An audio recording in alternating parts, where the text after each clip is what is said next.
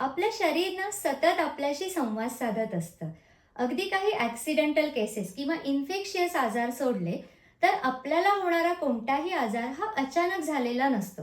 त्याची पार्श्वभूमी काही महिन्यांपासून किंवा काही वर्षांपासून आपल्या शरीरामध्ये तयार होत असते. आणि हो, याचे सिग्नलसुद्धा आपल्याला शरीर देत असतं. पण प्रॉब्लेम इतकाच आहे, की त्यांच्याकडे बघण्यासाठी आपल्याला वेळ नसतो.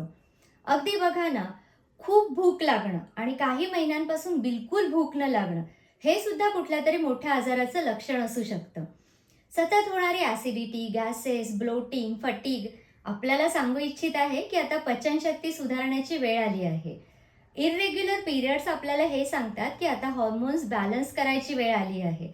सतत येणारे ॲक्नी, हेअर फॉल आपल्याला सांगतो, की आता पोट साफ झालं पाहिजे, ब्लड प्युरिफिकेशन झालं पाहिजे. डेस्क जॉब करणारे, सतत स्क्रीनसमोर असणाऱ्यांनी जर पोश्चर करेक्शनवर लक्ष नाही दिलं, तर मानेमध्ये डिस्कम्फर्ट, स्टिफनेस जाणवायला लागतो आणि तेव्हासुद्धा लक्ष देऊन काळजी नाही घेतली, तर हे आजार सर्व्हायकल स्पॉन्डिलिसिस सारख्या आजारामध्ये सुद्धा रूपांतरित होतात. आयुर्वेदामध्ये एक छान सूत्र आहे, रोगाः सर्वेपि मंदाग्नो.